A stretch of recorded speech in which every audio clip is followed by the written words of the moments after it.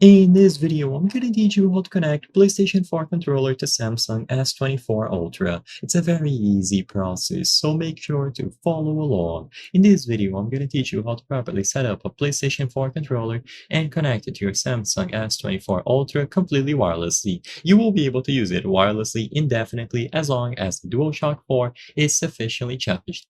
So you will need to establish a Bluetooth connection. To do this, make sure that Bluetooth is enabled on your S24 Ultra. So go over to Settings, Connections, and enable Bluetooth.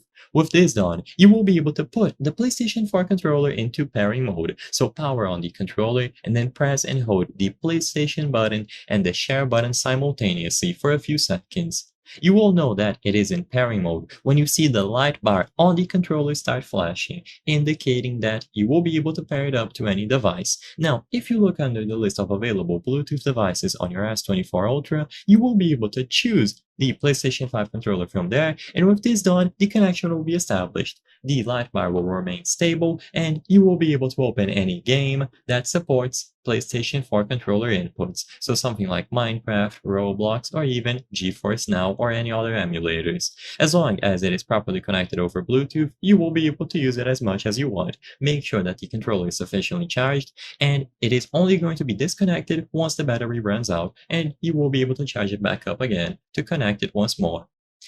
Any other future time that you power on the PlayStation 4 controller, it should automatically pair itself up to the S24 Ultra as long as Bluetooth is enabled and both devices are in close proximity. You can repeat this process if it doesn't work right away, so restart your S24 Ultra, put the PlayStation 4 controller into pairing mode once more, and try again.